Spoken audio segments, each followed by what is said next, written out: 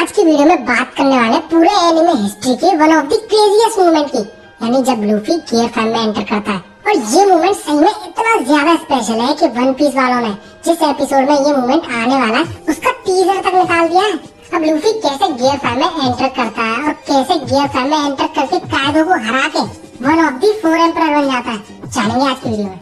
So if you are interested keep watching.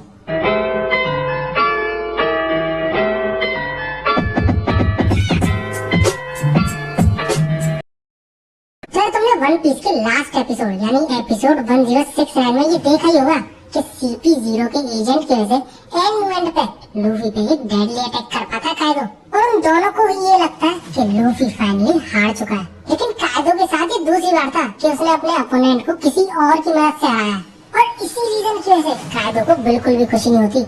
उल्टा वो CP0 के उस एजेंट को वहीं पे खत्म कर देता है। और वहीं दूसरी तरफ हमें मोमोनोसुके दिखाया जाता है, क्योंकि इस बात से थोड़ा सरप्राइज होता है कि वो लूफी की वॉइस नहीं सुन सकता।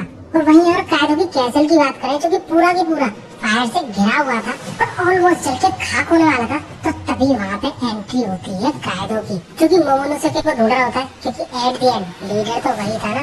और वो उन सबको ये भी क्लियर कर देता है कि स्ट्रॉ हैट लूफी मर चुका है, और अगर कोई और है जो कि मेरा सामना करना चाहता है तो आगे बढ़े। अब ये चीज सुनकर बीस्ट पायरेट्स यानी कायदो के सबऑर्डिनेट्स तो खुश होते हैं ऑब्वियसली, लेकिन वहीं समुराइज, लॉ, किड उन सभी को विश्वास नहीं हो रहा होता है इस बात पे।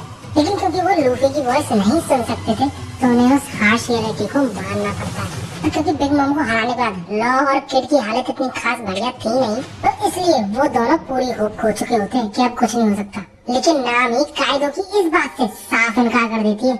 वो ये तक मानने को तैयार नहीं कि लूफी हारा है, वरना तो छोड़ ही दो। तो भैया डरपोक नामी कायदो यानी एम्परर के मुंह पे उसे झूठा बोलती है।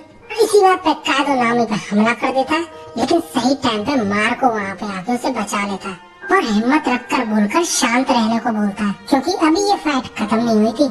इस वक्त कायदो अपना प्लान फिर से क्लियर करते हुए ये बोलता है कि ओनिगाशिमा जल्दी फ्लावर कैपिटल पे लैंड होगा जैसा कि प्लान हुआ है, और मैं सारे औरत, सारे बच्चे और ऑब्वियसली सारे आदमियों को स्लेव्स की तरह यूज करूंगा और इस कंट्री को एक जायंटिक फैक्ट्री में कन्वर्ट कर दूंगा। और ऐसा करने में तुम्हारी जाने क्यों ना चली जाए, इससे हमें कोई भी फर्क नहीं पड़ेगा, क्योंकि हमारे पास हमेशा रिप्लेसमेंट्स रहेंगी। इसके बाद कायदो बड़े ही गुस्से में उन सारे समुराइज को घूरते हुए ये बोलता है, तुम्हारी हिम्मत कैसे हुई मेरे अगेंस्ट में फाइट करने की? तुमने अब ऐसा कर ही दिया है तो मेरा गुस्सा झेलो। इस वॉर को हारने के बाद तुम्हारे हार का रिजल्ट होगा तुम्हारी फ्रीडम और तुम्हारी होप, जो दोनों ही खत्म होने वाली है।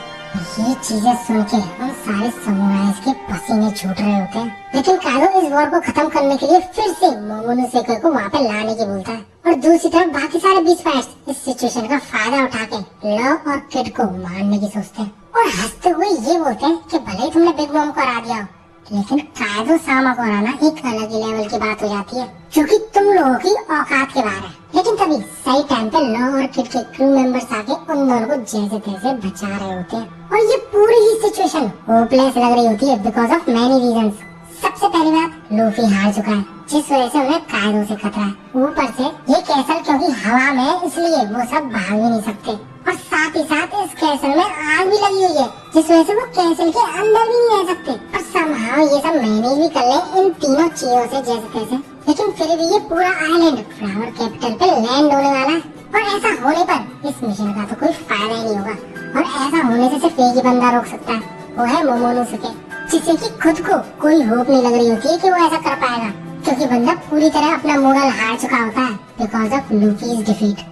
इसके बाद हमें दिखाया था लूफी जो कि अनकॉन्शियस हालत में उसी जगह पड़ा होता है जहाँ पर कि कायदो ने लास्ट अटैक किया था। लेकिन तभी जुनेशा यानी ये ह्यूज एलिफेंट ये बोलने लगता है मोमोनोसुके, आई कैन हियर इट, जिसमें मोमोनोसुके थोड़ा सरप्राइज, क्या मतलब, क्या सुनाई दे रहा तुम्हें? तो इसके रिप्लाई में जुनेशा ये रिप्लाई देता है कि I hear the drums of liberation for the first time in 800 years because he is here। और ये सारी चीज सुन के मोमोनोसुके और भी ज्यादा कंफ्यूज, Who is? किसकी बात कर रहे हो तुम? तो इसके जवाब में जुनेशा ये बोलता है, Joy Boy has returned। और ये बोलते समय हमें लूफी दिखाया जाता है जो कि हंस रहा होता है और सम काइंड ऑफ ट्रांसफॉर्मेशन के थ्रू गुजर रहा होता है, जो कि खुद ये नहीं समझ पा रहा होता है कि उसके साथ ये हो क्या रहा है। आखिर वो कैसे खड़ा हो सकता है जबकि वो इतनी बुरी तरह हार चुका है, और आखिर क्यों उसे इतना मजा जो जुनेशा ने ये बात बोली है कि जॉय बॉय आ चुका है, तो इस बात को सुन के मोमोनोसुके कांपने लग जाता है, रोंगटे खड़े हो जाते हैं उसके। इवन बाल नहीं है उसके फिर भी, क्योंकि जुनेशा का पूरा इशारा लूफी की तरफ था। तो वो यही सोच रहा होता है कि क्या लूफी ही जॉय बॉय है। इसके बाद एक एक करके हमें सारी जगहों का यानी सारे फ्लोर्स का सीन दिखाया जाता है, जहाँ पर कि सारे लोग ऊपर की तरफ देख रहे होते हैं और यही सोच रहे होते हैं कि आखिर ये है क्या चीज, क्या स्ट्रॉ हैट जिंदा है।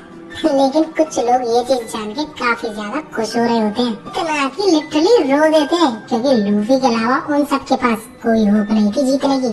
इसके बाद हमें 5 एल्डर्स दिखाए जाते हैं जो कि वानो की सिचुएशन को लेकर डिस्कस कर रहे होते हैं कि उन्होंने एक एलाइट एजेंट खो दिया और कायदो को एंग्री भी कर दिया।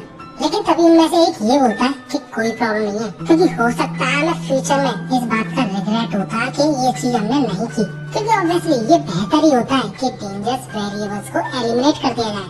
इसके बाद उन्हीं में से एक ये टकला एक्सप्लेन करता है कि हर एरा में वर्ल्ड गवर्नमेंट ने गम फ्रूट को एक्वायर करने की कोशिश की है, लेकिन पूरे 800 सालों में आज तक सक्सीड नहीं हुई वर्ल्ड गवर्नमेंट। मानो कि वो फ्रूट जिंदा है, उनके हाथों से फिसल फिसल के भाग रहा है। और इसी की कंटिन्यूएशन में हमें ये भी एक्सप्लेन कराया जाता है कि जोन फ्रूट जो होते हैं उनके पास खुद की विल होती है, और इस पर्टिकुलर फ्रूट का नाम ही एक गॉड से रिलेटेड है, क्योंकि गम फ्रूट नाम तो इन्होंने रखा है पूरी दुनिया को बहकाने के लिए, लेकिन उसका असली नाम जोन टाइप ह्यूमन फ्रूट है, मिथिकल मॉडल का। और इसको खाने के बाद और अवेकन होने के बाद बंदे की पर्सनैलिटी मीका ऐसी हो जाती है, जो कि सन गॉड है एंड वॉरियर ऑफ लिबरेशन है, जो कि अपने आसपास सारे लोगों के मुंह पे स्माइल लाता है। और इतना ही नहीं, ये फ्रूट इतना ज्यादा पावरफुल है कि किसी भी फ्रूट की पावर इस फ्रूट की पावर से कंपेरेबल ही नहीं है। इसके बाद हमें लूफी दिखाया जाता है, जो कि हंसते हुए और चलते कूदते हुए ये बोल रहा होता है, I can do everything that I wanted to do. और लगता है मैं कुछ देर और लड़ सकता हूँ। और लूफी अपने हाथी की पावर इंक्रीज करते हुए ये बोलता है, this is the pinnacle of what I can do,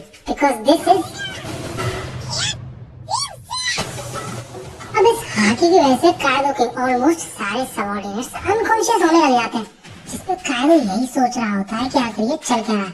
और जब वो नजर घुमा के ऊपर की तरफ देखता है, लेकिन तभी ऊपर से एक बहुत बड़ा हाथ आता है और कायदो को एक खिलौने की तरह पकड़ लेता है। और ये चीज देख के वहाँ पे प्रेजेंट सारे लोग शॉक्ड, क्योंकि ना सिर्फ उस हाथ ने कायदो को झगड़ा हुआ था, साथ ही साथ वो हाथ कायदो को खींचकर चप्पी की तरफ ले आता है। और ये हाथ किसी और का नहीं, लूफी का था, जो कायदो को कस के पकड़ता है और लिटरली उसे रस्सी की तरह घुमा के जमीन में दे मारता है। और वो ये बार बार करता है बिना रुके। और ऐसा करते हुए लूफी को थकान तो छोड़ो, बंदा हंस रहा होता है, लेकिन वही कायदो भी गुस्सा नहीं होता, बल्कि खुश होता है कि लूफी सरवाइव कर गया उसके हमले को। लेकिन तभी वो लूफी पे ब्लास्ट ब्रीथ के साथ एक और हमला करता है, जिसको देख के लूफी बड़े फनी में घबराता है। लेकिन उसके बाद जमीन को उखाड़ के उसे रबर में कन्वर्ट करके कायदो का अटैक उसी पे वापस रिफ्लेक्ट कर देता है और फिर से वापस हंसने लग जाता है। इसके बाद कायदो, जिसे कि ऑब्वियसली कुछ भी नहीं हुआ था उस अटैक से, ये बोलता है लूफी से कि सॉरी अबाउट दैट इडियट, क्योंकि कायदो भी लूफी से इस तरीके से जीतना नहीं चाहता था। लेकिन लूफी अभी मुस्कुराते हुए ये बोलता है कि कोई प्रॉब्लम नहीं है, चलो अब जल्दी से इस चीज को खत्म करते हैं। अब इसके बाद कायदो अपनी बात कंटिन्यू करते हुए ये बोलता है कि मुझे तो लगा था तुम मर चुके हो, लेकिन लूफी इसके जवाब में ये बोलता है कि हाँ, मुझे भी लगा था मैं मर चुका हूँ। अब क्योंकि लूफी खुद रबर बनने के साथ साथ और भी चीजों को रबर बना सकता था, तो कायदो समझ जाता है कि ये लूफी की अवेकनिंग है। लेकिन फिर भी वो कंफ्यूज रहता है, क्योंकि अवेकनिंग के दौरान इस तरीके का बॉडी ट्रांसफॉर्मेशन तो जोन टाइप फ्रूट्स में होता है, लेकिन इस तरीके के जोन टाइप के बारे में कायदो ने आज तक सुना ही नहीं था।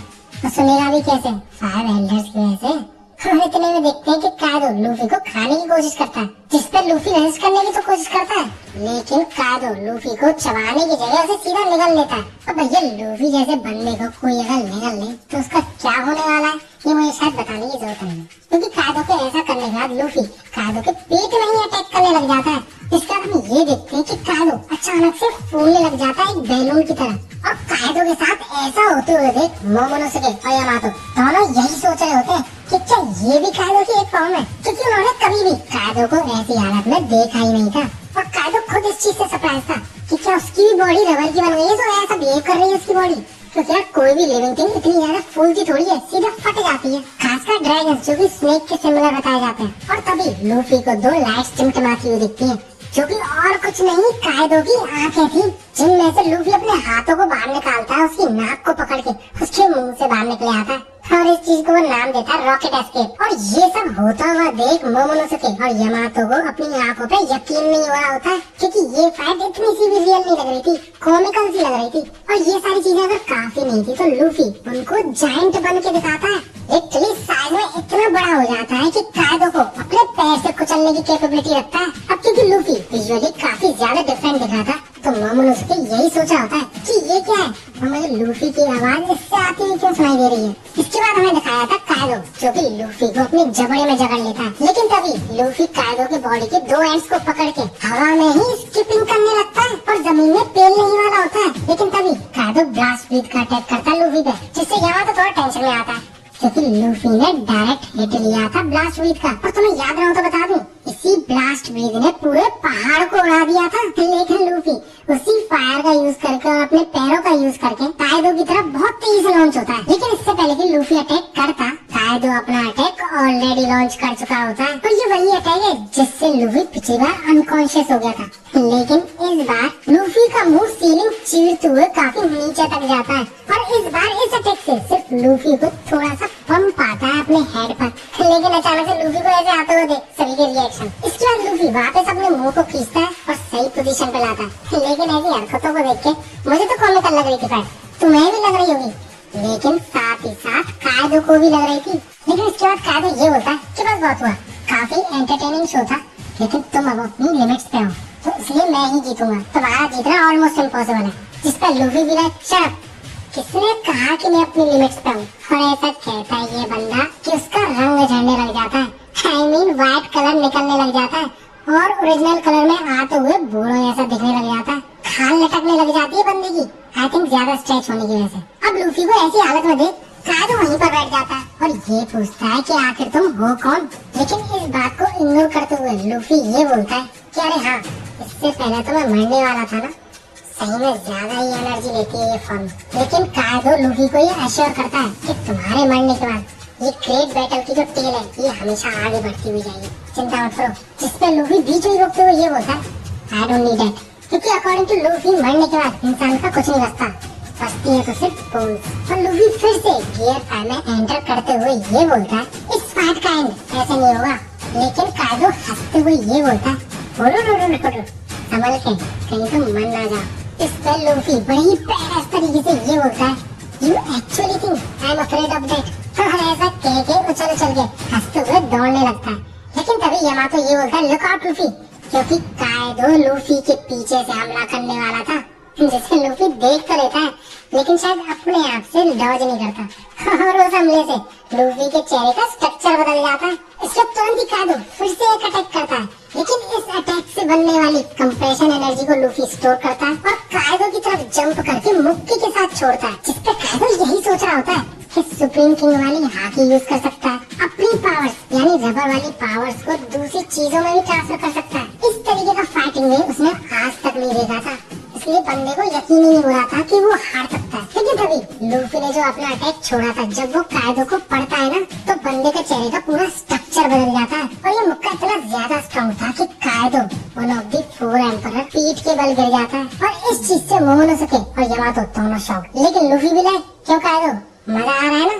अब इस अटैक के बाद कायदो लूफी से सिर्फ एक क्वेश्चन का आंसर चाहता था, वो था हु आर यू। जिस पर लूफी थोड़ा चुप। इसके बाद हमें जोनेशा दिखाया जाता है, यानी ये ह्यूज एलिफेंट, और ये काफी ज्यादा खुश होता है जॉय बॉय के फिर से अपीयर होने की वजह से, वो भी पूरे 800 साल बाद, क्योंकि ये एलिफेंट इतने सालों से इसी मूवमेंट का इंतजार कर रहा था। जहाँ पे लूफी कायदो के सवाल का जवाब देते हुए ये बोलता है I am Monkey D. Luffy, the man who will surpass you and become a king of pirates. इस पर कायदो हंसते हुए ये बोलता है कि हाँ जरूर, वैसे मैंने सुना तो था कि अवेकनिंग होने पर काफी तगड़ी पावर्स मिलती हैं यूजर्स को, और सही में ये रिडिकुलस पावर्स है। और इसी बात की कंटिन्यूएशन में कायदो ये भी बोलता है कि वैसे मैंने जितना भी एक्वायर करा इतने सारे सालों में ऑलमोस्ट सब कुछ खो चुका हूँ, मेरा कैसे मेरे फॉलोअर्स। तो इतना बोलता है ये कायदो कि उसे बीच में टोकते हुए लूफी ये बोलता है कि बस अभी एक चीज और बची है जो कि मुझे तुझसे लेनी है। और इतना बोलते ही कायदो लूफी पे कॉम्बो अटैक्स करता है, जिसके जवाब में लूफी भी कायदो पे कॉम्बो अटैक्स करता है। जिसके बाद कायदो लूफी से ये बोलता है आई थिंक उसका ध्यान भटकाने के लिए कि नीचे प्रेजेंट पूरे कैसल में आग लगी पड़ी है और वहाँ पे तुम्हारे थाउजेंड्स ऑफ लोग फंसे पड़े हैं, जो कि थोड़ी देर में ही जल के खाक होने वाला है। जिस पर लूफी भी लाइक, ना मेरे दोस्त सबको संभाल लेंगे, मेरा काम बस तुम्हें हराना है। इसके बाद हमें कैसल का सीन दिखाया था, जहाँ पर कि सही में जहाँ नजर घुमा के देखो वहीं आग लगी पड़ी होती है। अब सब अपनी तरफ से कोशिश तो कर रहे होते हैं जिससे कि आग कम हो सके, लेकिन उन लोगों को वो फायर कम होने की कोई उम्मीद ही नहीं दिख रही होती है। लेकिन जिम्बे की हेल्प से उस कैसल की ज्यादातर आग फ्लश हो जाती है। जस्ट लाइक लूफी सर, उसके दोस्त सब संभाल लेंगे। लेकिन एक बंदा था जिसे जो काम दिया गया था वो उससे नहीं समझ रहा था, वो था मोमोनोसुके। क्योंकि अगर कायदो हारता है तो वो कैसल सीधे बहुत तेज स्पीड में नीचे गिरेगा और एक बम की तरह फटेगा। और इस चीज को प्रिवेंट करने के लिए मोमोनोसुके को अपने फ्लेम क्लाउड्स की हेल्प से उस आइलैंड को हवा में रखना था। लेकिन ये बंदा पहली बार तो ड्राइवर है, उससे क्या ही हो पाता, इसलिए बहुत होपलेस फील कर रहा होता है। इतना कि उसे पास्ट एक्सपीरियंसेस याद आने लग जाते हैं कि उसकी माँ ने उसे कितनी उम्मीद के साथ फ्यूचर में भेजा था। और फिलहाल की सिचुएशन को देख के वो मन ही मन माफी मांग रहा होता है अपनी माँ से। इसके बाद हमें वापस कायदो और लूफी की फाइट दिखाई जाती है, जिसके दौरान लूफी ने लिटरली लाइटनिंग पकड़ ली थी अपने हाथ से और उसी लाइटनिंग को वो कायदो पे दे मारता है। लेकिन कायदो आसानी से डॉज कर लेता है और अपने अगले अटैक की तैयारी करते हुए ये बोलता है कि चाहे तुम कितना भी खेल लो, सिर्फ एबिलिटीज के बलबूते पे तुम वर्ल्ड को कॉन्कर नहीं कर सकते। जिस पर लूफी कायदो पे अटैक तो करता है इससे पहले कि कायदो उस पे अटैक करे, लेकिन कायदो लूफी के उस अटैक को डॉज करके सीधे उसके मुंह पर वार करता है और अपनी बात को कंटिन्यू करते हुए ये बोलता है कि अगर सिर्फ एबिलिटीज की ही बात होती तो रॉजर कभी किंग ऑफ फाइट्स बन ही नहीं पाता, क्योंकि उसके पास किसी भी तरीके की डेविल फ्रूट की पावर थी ही नहीं। और ऐसा कहते हुए कायदो लूफी को जमीन में फेंक देता है, लेकिन वो जमीन एक ट्रैम्पोलिन की तरह लूफी को वापस कायदो की तरफ फेंकती है। कायदो अपने एक और अटैक के लिए तैयार होते हुए अपनी बात को कंटिन्यू करता है और ये बोलता है, और ऐसा रॉजर इसलिए कर पाया क्योंकि हाकी ही है जो कि किसी भी तरीके की डेविल फ्रूट पावर को सरपास करती है। और ऐसा कहते हुए वो अपने स्पेशल अटैक थंडर भगुआ का इस्तेमाल करता है और इससे लूफी को वैसे तारे तो दिख जाते हैं, लेकिन फिर भी कायदो से वो बहुत ज्यादा दूर न चला जाए, इसलिए वो कायदो को कस के पकड़ लेता है, जिससे कायदो की बॉडी भी रबर में कन्वर्ट होने लग जाती है। अब कायदो लूफी का हाथ छुड़ाने की कोशिश तो करता है पूरी, लेकिन वो ऐसा कर नहीं पाता, जिस वजह से कायदो लूफी की कमजोरी यानी कटिंग अटैक्स करता है उस पर, जिससे लूफी को काफी ज्यादा डैमेज ही पहुंचता है। लेकिन फिर भी लूफी कायदो को छोड़ने को तैयार ही नहीं है। अब इसके बाद कायदो अपनी फायर भी छोड़ता है लूफी पे, लेकिन फिर भी लूफी अपना हाथ छोड़ने को तैयार ही नहीं है कायदो से। इसके बाद आसमान से एक आवाज आती है, हे मोमो। और जब मोमोनोसुके उस आवाज की डायरेक्शन में देखता है तो बंदे की आंखें बाहर निकल आती है, क्योंकि आसमान से एक बहुत ही बड़ा गुमसा उस आइलैंड की तरफ बढ़ रहा होता है और इसके पीछे ऑब्वियसली और कोई नहीं लूफी था, जो कि मोमोनोसुके से ये बोलता है कि मैं अपना ये पंच लैंड करने वाला हूँ और ये आइलैंड यानी ओनेगाशिमा रास्ते में, तो जल्दी से जल्दी इस आइलैंड को हटाओ। जिस पे मोमोनोसुके की फट रही होती है, क्योंकि यार आइलैंड को मूव ना कर पाने की वजह से बंदा कुछ टाइम पहले रो रहा था, और अगर आप उसने ऐसा नहीं किया तो पूरा का पूरा आइलैंड ही तबाह हो जाएगा, साथ ही साथ उसमें प्रेजेंट लोग भी। लेकिन लूफी बिना कोई झिझक के हंसते हुए ये बोलता है, do it momo, I believe in you. जिस पे मोमो भी लाइक, साला ये दुख का खत्म नहीं होता बे। बहरहाल अगर मोमोनोसुके की बात करें तो बंदे की पहले से ही फट रही थी और अब और ज्यादा फटने लग जाती है लूफी के इस एक्शन की वजह से, क्योंकि उसकी कई बार कोशिश करने के बावजूद वो आइलैंड टस से मस से नहीं हो रहा था, इसलिए वो लूफी से रुकने की भी बोलता है।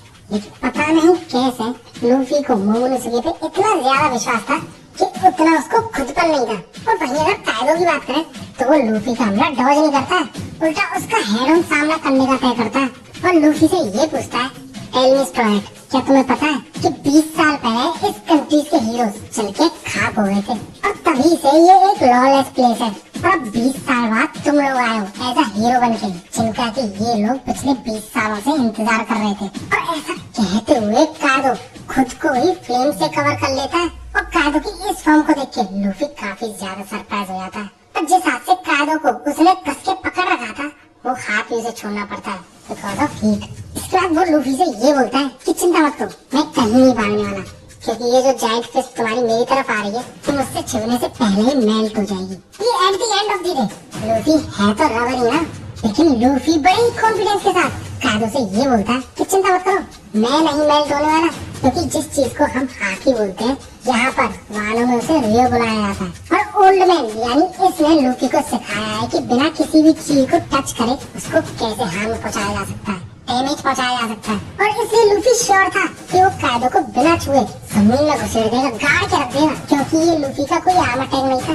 इस अटैक का नाम था बजरंग गन, जिस नाम की ऑब्वियसली इंस्पिरेशन बजरंग बली से ली गई है। और जब लूफी का अटैक और कायदो एज अ फ्लेम ड्रैगन टकराते हैं ना, तो यूं समझ लो आसमान फटने लग जाता है, जैसे कि दो एम्परर्स टकरा रहे हो। लेकिन स्टिल लूफी फिर भी थोड़ा बहुत स्ट्रगल कर रहा होता कायदो के सामने। इसके बाद हमें कायदो की बैक स्टोरी दिखाई जाती है, जिसमें कि हमें ये एक्सप्लेन कराया जाता है कि कायदो बचपन से ही काफी ज्यादा स्ट्रॉन्ग था। 15-10 साल की उम्र से ही वॉर से लड़ता हुआ आया है और इवन बड़े बड़ों को छक्के छुड़ाते हुए आया।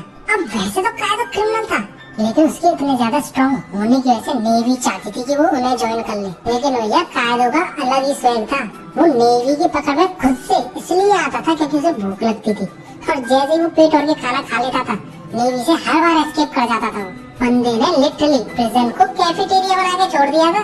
इसके बाद कायदो को रॉक्स पायरेट ज्वाइन करने का ऑफर आता है, जिसके बाद रॉक्स पायरेट में समझ लो अनस्टॉपेबल बन जाते हैं, क्योंकि उसके पास 3 हुक्म के इक्के थे, बिग मॉम, कायदो और व्हाइट बियर्ड। इसके बाद रॉक्स पायरेट भी कुछ टाइम बाद डिसबैंड हो जाते हैं और कायदो अपना पायरेट ग्रुप ज्वाइन करके वानो को अपने शिकंजे में लेने की सोचता है और उसे एक वेपन फैक्ट्री की तरह यूज करने की सोचता है। इसके बाद एक दिन कायदो को अपने बच्चे के मुंह से यानी यामातो के मुंह से जॉय का नाम पता चलता है, जिसको कि ऑब्वियसली ओडिन की बुक से पता चला था।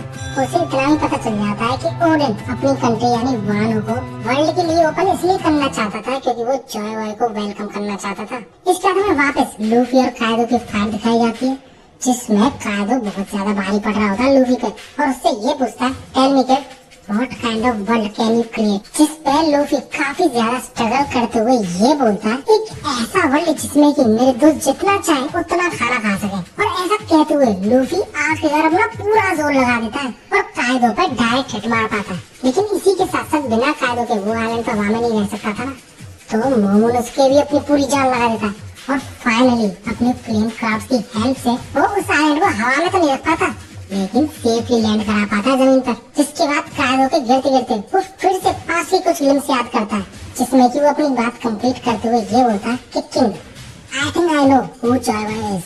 जिस पे किंग पूछता है हु इज ही, तो इसके रिप्लाई में कायदो ये बोलता है कि जॉयबॉय वो बंदा है जो कि मुझे फ्यूचर में हराने आएगा। जिस पे किंग हंसते हुए ये बोलता है, तो लगता है हम उससे मिलने ही नहीं वाले। लेकिन गिरता हुआ कायदो रियलाइज कर चुका होता है कि लूफी ही जॉयबॉय है। अब जल्दी ही ये बात वानो किंगडम में सारे लोगों को पता चल जाती है कि उरोची और कायदो उनकी जिंदगी से हमेशा के लिए जा चुके हैं, जिस वजह से उनका जो फेस्टिवल था खुशहाली से भरा हुआ वो और भी रौनक भरा बन जाता है। और वो सब खुशी के मारे रो तब देते जब उन्हें ये पता चलता है कि अकाज़ान जिंदा है और साथ ही उनका मोमोनोसुके सामा भी जिंदा है और उन्हीं ने उन सबको उरोची और कायदो से छुटकारा दिलाया, क्योंकि ऑब्वियसली लूफी ने पहले ही मना कर दिया था कि इस फैक्ट्री में पायरेट्स का नाम कहीं पर भी ना है। अब जहाँ वानो किंगडम में खुशी का माहौल था, वहीं वर्ल्ड गवर्नमेंट की फटी जा रही थी, क्योंकि पहली बात तो ये कि नीका अपीयर हो चुका है और दूसरी बात ये कि जिस इंसिडेंट में वो अपीयर हुआ है उसी इंसिडेंट में 2 एम्परर्स एक साथ मारे जा चुके हैं और 2 एम्परर्स की एक साथ डिफीट होना ये चीज वो कवर अप नहीं कर सकते थे और जल्दी ही ये खबर पूरी दुनिया को हिला के रख देगी। अब इसके बाद भी काफी सारी चीजें होती हैं, लेकिन एक चीज जिसका मैं सबसे ज्यादा इंतजार करता हूँ वन पीस में हर फाइट के बाद, वो थी बाउंटी, जो कि 3 बिलियन पे पहुंच गई थी इस पॉइंट ऑफ टाइम पे लूफी की। और लूफी के साथ ही साथ लॉ